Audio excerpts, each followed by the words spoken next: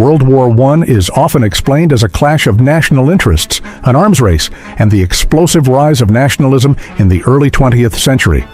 But behind all of that lies a profound irony that is rarely fully realized. This most brutal global conflict of its time was led by men who were bound by blood. The kings, Kaisers, and Tsars who signed the orders for mass mobilization were cousins, in-laws, or close relatives who had grown up within the same family circle. Europe before 1914 was not just a map of nations, it was a vast extended family network. For centuries, dynastic marriages were intended to prevent war, balance power, and maintain stability. Ironically, those very family ties failed to preserve any of it. World War I was not merely a geopolitical conflict in early 20th century Europe, but also a tragedy within Europe's royal families. What began as a war between close cousins expanded into a conflict within a great extended family, eventually evolving into a war between dynasties. In the end, it proved that in the modern world, political alliances and national interests are far stronger than ties of blood. So, what's the full story? Stick around and watch the video until the end so you can get the complete picture.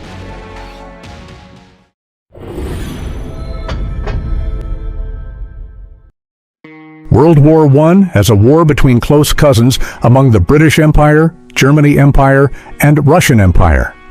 World War I is commonly understood as a clash between nations during a time of rapid military and technological development. However, behind the political map of early 20th century Europe, this war can also be seen as a conflict between close relatives. The three major empires involved the British Empire, the German Empire, and the Russian Empire, were led by rulers who were closely related through Queen Victoria, the monarch of the British Empire who died in 1901.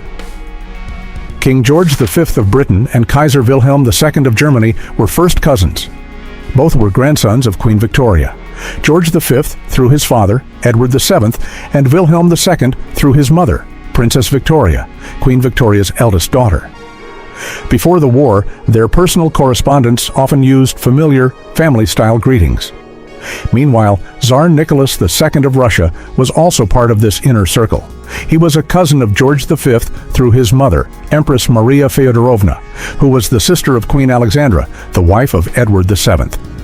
In addition, Nicholas II married Princess Alex, later known as Alexandra Feodorovna, who was herself a granddaughter of Queen Victoria, making him part of the same extended royal family. His connection to Kaiser Wilhelm II was more distant, linked through earlier dynastic ties between Russian and Prussian royal families. With this background, World War I appears almost like a family tragedy. Rulers who had grown up meeting at royal weddings, funerals, and celebrations were now signing declarations of war against one another. The famous exchange of telegrams between Wilhelm and Nicholas, known as the Willy-Nicky correspondence, shows that even in the final moments, they still tried to communicate as cousins rather than as enemy heads of state. Yet blood ties were not strong enough to stop the war. As the July crisis of 1914 escalated, loyalty to the state, the military, and national honor quickly outweighed family connections. This war between cousins ultimately became a symbol of the collapse of the old European order, one that had, for centuries, been held together by dynastic marriages.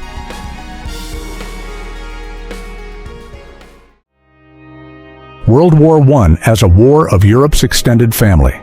The earlier segment only covered a small circle of three nations. If we widen the scope, World War I was not merely a conflict between close cousins, but a war within Europe's vast extended royal family. Nearly all the royal houses involved were interconnected through a web of interdynastic marriages. Political alliances in Europe were often driven by national interests rather than family ties. The Austro-Hungarian Empire, for example, was led by Emperor Franz Joseph I, whose family was linked to numerous royal houses across Europe, including those of Germany and Italy. Archduke Franz Ferdinand, whose assassination sparked the war, was part of the Habsburg dynasty, a family that had ruled for centuries and intermarried with almost every major European dynasty, claiming legacy from the Holy Roman Empire. The Kingdom of Italy, which was initially allied with Germany and Austria-Hungary through the Triple Alliance, also had familial ties with them. King Victor Emmanuel III was connected to other European royal houses through the long-established dynastic network of the House of Savoy. When Italy switched sides to join the Allies in 1915, it was, in effect, fighting against its own political relatives. Even in the Balkans, the royal families of Serbia, Romania, Montenegro, Bulgaria, and Greece were interlinked through marriages with the Romanov, Hohenzollern, and Savoy dynasties. Monarchs who were technically relatives found themselves on opposing sides, sending millions of their people to fight first in the Balkan Wars of 1912 to 1913, which served as a prelude to World War I. This situation highlights just how fragile Europe's royal family network was when confronted with national interests. Blood ties may have created social closeness, but they were not strong enough to overcome fear, territorial ambition, and public pressure. Ultimately, World War I became the bloodiest internal conflict within Europe's extended royal family in the early 20th century. World War I as the end of the defeated dynasties. At a deeper level, World War I can be understood as a war between dynasties, not merely between nations. Europe's great empires in 1914 still relied heavily on dynastic legitimacy, such as the Hohenzollern in Germany, the Romanov in Russia, the Habsburg in Austria-Hungary, the Ottoman dynasty in Turkey, and the Saxe-Coburg and Gotha in Britain. Each dynasty fought not only for strategic interests, but also to preserve honor, prestige, and the survival of their rule. Defeat in a total war meant risking the collapse of the throne itself, as ultimately happened. The Romanov dynasty fell in 1917 following the Bolshevik Revolution, which was fueled in part by the suffering caused by the war. Tsar Nicholas II was overthrown and later executed along with his family. In Austria-Hungary, defeat led to the dissolution of the Habsburg dynasty, which had claimed succession from the Holy Roman Empire and had endured for nearly 700 years. In Germany, Kaiser Wilhelm II abdicated in 1918 and fled to the Netherlands, bringing an end to Hohenzollern rule in Prussia and Bavaria. The Ottoman Sultanate also collapsed, paving the way for the rise of the Republic of Turkey. Thus, World War I was not only a war between states, but also a conflict that systematically ended the era of dynastic monarchies in Europe.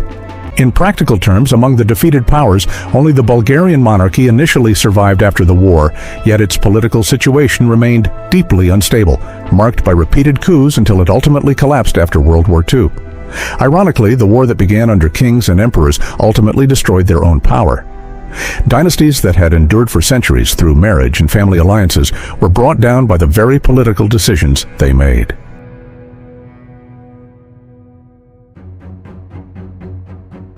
World War I as proof that political alliances outweighed family ties. The most bitter conclusion of World War I is the reality that political alliances proved far stronger than bonds of blood.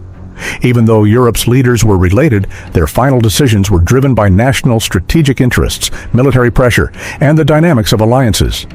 The British Empire could not remain neutral simply because the German Kaiser was a cousin of its king.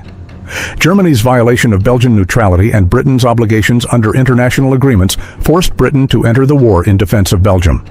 Russia, although its Tsar was related to both the British king and the German Kaiser, felt compelled to support Serbia and maintain its influence in the Balkans. This war marked a major shift from dynastic politics to the politics of nation-states and national interests.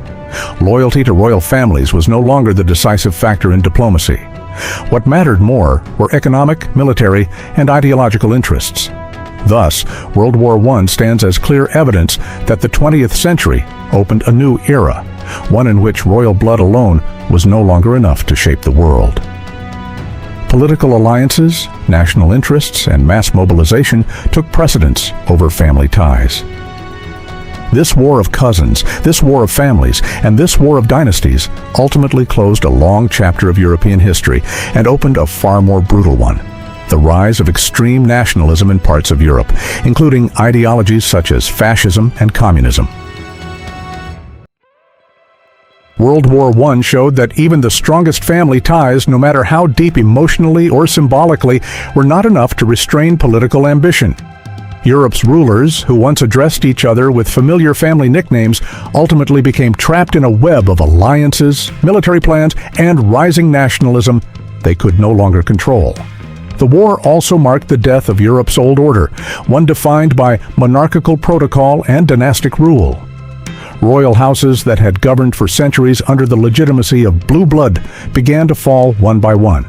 What remained was no longer a Europe of kings, but a continent of newly emerging republics shaped in the aftermath of war. In this sense, World War I was not just a story of trench warfare, machine guns, and millions of casualties. It was also the story of a great European family that failed to preserve peace, and of the birth of a far more complex new order in Europe after the war. At the same time, it marked the beginning of a more structured and systematic form of international diplomacy through the establishment of the League of Nations. So, what do you think about this perspective?